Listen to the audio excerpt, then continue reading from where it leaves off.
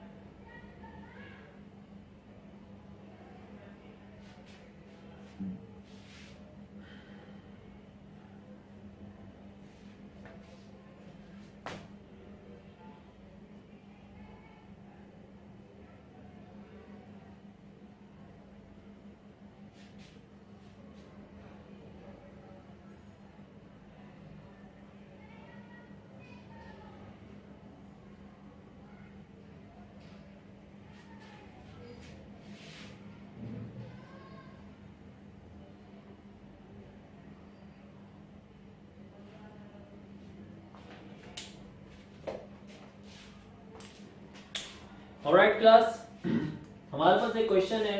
The moon around the earth is orbit is approximately circular and means radius. Radius हमारे पास 3.84 exponent power 8 है। The moon speed in, और चांद की जो रफ्तार है वो 1022 मिली पर सेकेंड है। What is a centripetal acceleration is moon. आपने सेंट्रल पिटल एक्सेलरेशन जो है वो चांद का बताना है। आई होप कि आपको सवाल समझ में आ रहा होगा कि देखिए रेडियस वगैरह क्या होता है ये भी आपको पता होना चाहिए। जब आप chapter number physics matric class की जो बुक है उसमें जब आप सर्कुलर मोशन एंड ग्रेविटेशंस के बारे में जब आप पढ़ेंगे तो आपको समझ में आएगा कि रेडियस होता है क्या। उसके लिए चैप्टर रीड करना भी बहुत ज़रूरी है।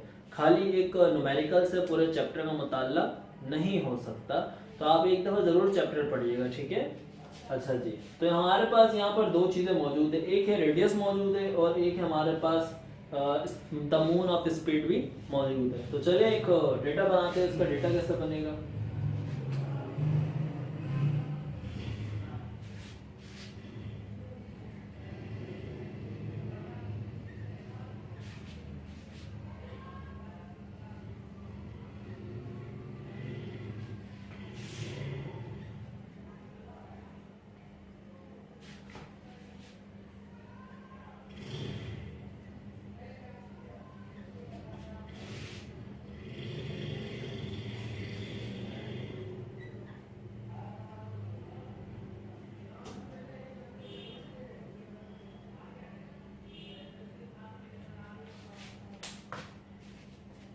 जी क्लास, डेटा हमारे पास तैयार है। Radius R is equal 3.84 exponent power 8, ये तो रेडियस की वैल्यू है।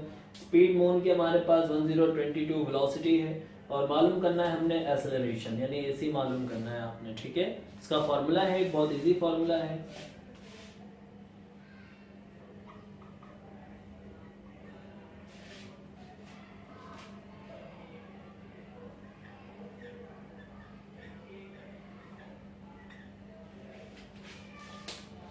फॉर्मूला वो सिंपल है इसका, AC is equal V square upon R. ठीक है, फॉर्मूला देख लें, मैं आपको एक जूम करके दिखा देता हूँ।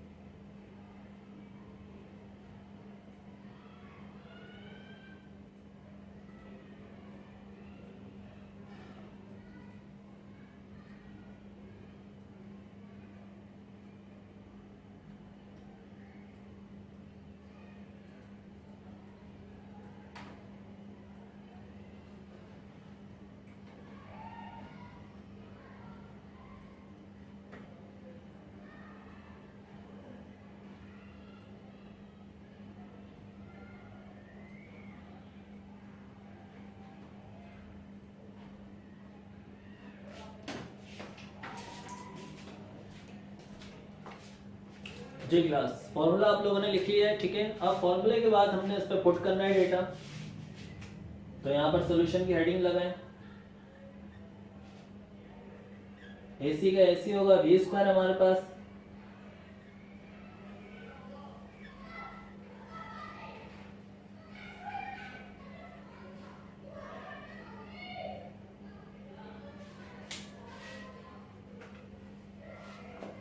ओके। अब हमने सबसे पहले इसका स्क्वायर लेना है। स्क्वायर कैसे लेंगे आप देख लें अच्छी तरह। 1022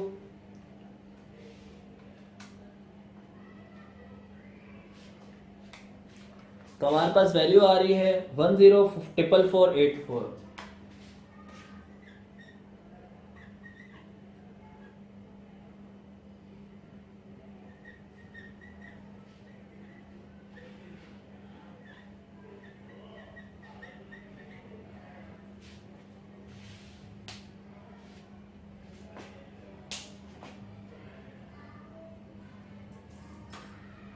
ओके, यहाँ तक आपको समझ में आ गया। अब क्लास इसमें एक लॉजिक है। लॉजिक क्या है इसके अंदर के 10444 ये एक बहुत बड़ी वैल्यू है। इस वैल्यू को हमने एक्सपोनेंट में लेकर आना है। एक्सपोनेंट में लाने के लिए क्या करना पड़ेगा, 1 2 3 4 5 एंड 6। देखिए यहाँ पर हमारे पास 6 डिजिट है, तो आपने करना क्या है,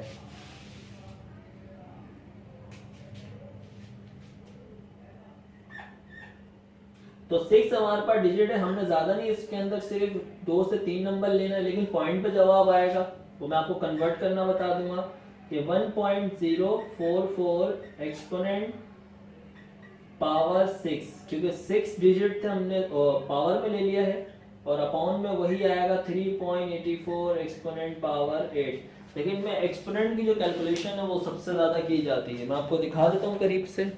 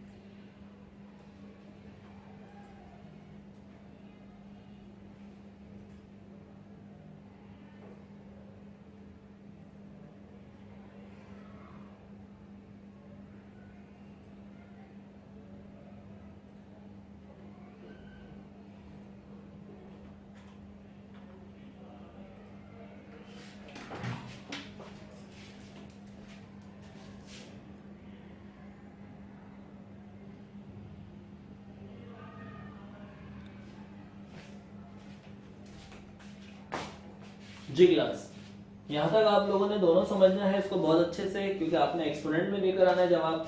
अब हमारे पास क्योंकि दोनों एक्सपोनेंट मौजूद है और इसमें डिवाइड करना है, तो डिवाइड करने से पहले आपने एक स्टेप करना है।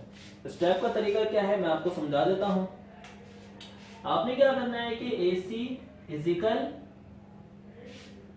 1044 अपॉन 3.84, और दोनों एक्सपोनेंट की जो वैल्यू है, यानी मतलब जैसे 1/6 पहले एक्सपोनेंट की और दूसरे एक्सपोनेंट की भी वैल्यू को आपने साथ लिखते हैं ना, बट जैसे ही कोई डिवाइड कंडीशन में एक्सपोनेंट ऊपर की तरफ जाता है तो वो माइनस में आ जाता है, तो हमने यहाँ पर 8 की जगह पर माइनस यूज करना है। याद रहे अच्छी तरह, ये स्टेप नजर आ रहा है आप लोगों को? जी बिल्कुल। तो अब आपने क्या करना है कि 6 को पहले तो आप एक्सपोनेंट माइनस करेंगे, तो यहाँ पर एक्सपोनेंट की जो वैल्यू है, यानी मिसाल के तौर पर हम 1.044 डिवाइड करते हैं 3.84, ठीक है? तो ये देखें डिवाइड के जो आंसर है वो है 0.2718। आपने लिखना है यहाँ पर, अब जैसे जीरो भी आ रहा है इसमें, तो जीरो भी एक्सपोनेंट में ले आकर माइनस कर दिएगा। तो यहाँ पर देखिए कि इन दोनों को माइनस करते हैं, 6 - 8 करेंगे तो हमारे पास जो वैल्यू है वो -2 आएगी। ठीक है ना। देखिए यहाँ से तो आपने -2 करना है। जब यहाँ से मैं स्टेप को ऐसे ले जाऊंगा 0.271875 एक्सपोनेंट कितना 2 -2। क्यों -2 क्यों आया? क्योंकि 6 में से -8 हुए तो -2 होगा। लेकिन अब ये जो 0 है वहां जाकर भी हमने इसको ऐड करना है। वो स्टेप मैं आपको बता देता हूं।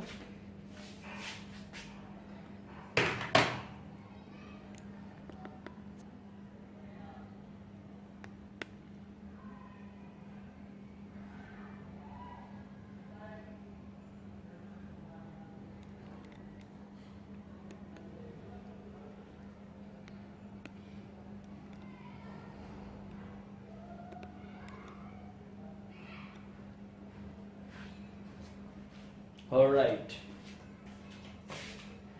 अब आपने करना है क्या है कि ये जो 0 है वहां जाकर आपने इसको ऐड करना है। कैसे करेंगे ये मैं आपको बता देता हूँ कि जैसे ही हमारा 0 वहां जाएगा तो आपके पास 2718, पूरी ज्यादा वैल्यू मत लिखें, एक्सपोनेंट -3, ये आपका आंसर है।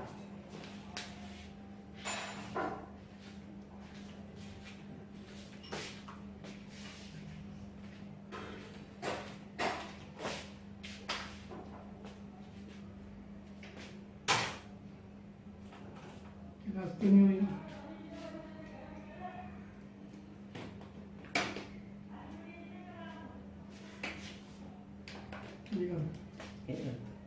नीचे रख दे, नीचे। अच्छा, ये आ गया आपका एक्सेलरेशन सेंट्रल पिटल। सेंट्रल पिटल एक्सेलरेशन आपका निकला 2718 एक्सपोनेंट -3। ठीक है, ये आपका आंसर हो गया। आई होप कि आपको ये समझ में आया होगा। लेकिन अगर नहीं भी समझ में आया है तो इसका एक और मैं आपको पार्ट करवाऊंगा, वो भी इसी की तरह ही है और बेहतर समझ में आएगा। लेकिन कोशिश करिएगा कि आपने एक दफ़ा इसकी जो है वो प्रैक्टिस लाजमी करनी है, क्योंकि प्रैक्टिस नहीं करेंगे तो समझ में नहीं आएगा। प्रैक्टिस करना बहुत ज़रूरी है।